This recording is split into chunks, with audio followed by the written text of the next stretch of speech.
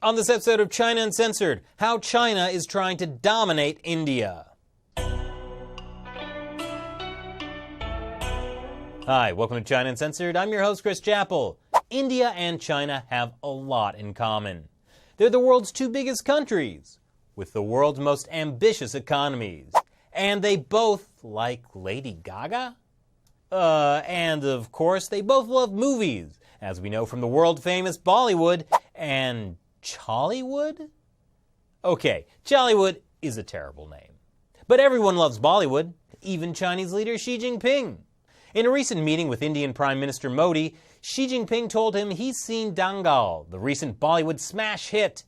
Dangal has become the 20th highest-grossing film in Chinese box office history. Another thing Xi Jinping loves? Yoga.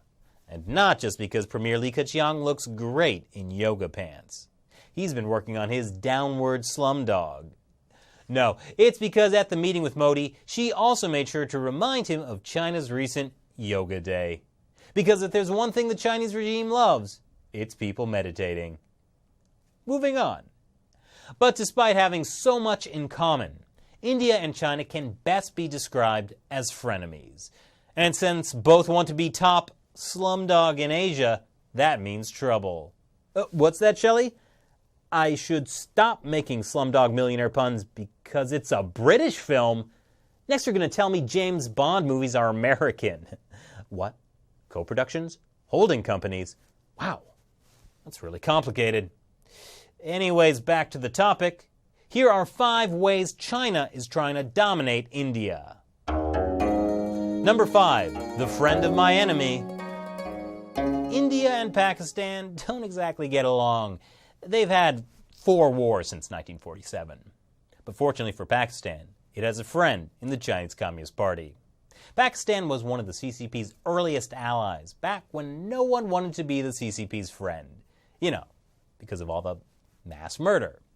Starting in the 1970s, the CCP helped Pakistan build nuclear weapons by providing blueprints, technical know-how, and enriched uranium. And today, the CCP is working with Pakistan to build the China-Pakistan Economic Corridor. It's a $62 billion plan to flood Pakistan with Chinese investment, everything from railways to energy projects. And for its part, the CCP has used its influence in the UN to shield a Pakistani who India considers a terrorist. Basically, Pakistan is India's biggest military threat, and the CCP is taking full advantage. Number 4. Border buddies. Aside from China and Pakistan, India shares a land border with 4 other countries: Myanmar, Nepal, Bangladesh, and Bhutan. And the Chinese regime is spending billions of dollars to become friends with those neighbors. You know, making them indebted to China. Often literally. It's part of China's One Belt, One Road initiative. That's where the Chinese regime drains developing nations of their resources through large-scale infrastructure projects and massive loans, in exchange for making China the economic center of the world. It's win-win. The Chinese regime gets money and power, and the other countries get to become tribute states. At least they get high-speed trains. This is Myanmar, the country formerly and sometimes still known as Burma, which was confusing for everyone, until they complained about being a slave to their record label and said they would now be known only by this symbol. China has built the country formerly known as Burma a handy oil pipeline that's part of a $10 billion special economic zone. China is using this to, let's say, improve relations. In Nepal, China is the main financial backer of 2 special economic zones, a pair of hydropower plants, and an international airport. And that's just part of the $8.3 billion China has pledged to invest there. India is also investing in Nepal, but only less than 1/20th as much. Come on, India. Don't you know you catch more flies with billions of dollars of investment? Bangladesh is also getting wrapped up in Xi Jinping's One Belt, and China's belt is pretty high. As for Bhutan, the tiny traditional nation that cares more about gross national happiness than gross national product, well, they're not super into big infrastructure investments. So China has sent circus artists, acrobats, and footballers to Bhutan. Nice try, China, but you're not going to win Bhutan with circus artists. But the overall plan here is for China to have more influence on India's neighbors than India itself does.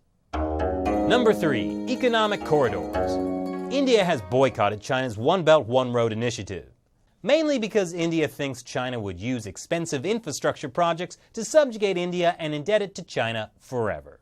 But just because India is boycotting that one initiative doesn't mean it doesn't have economic ties with China.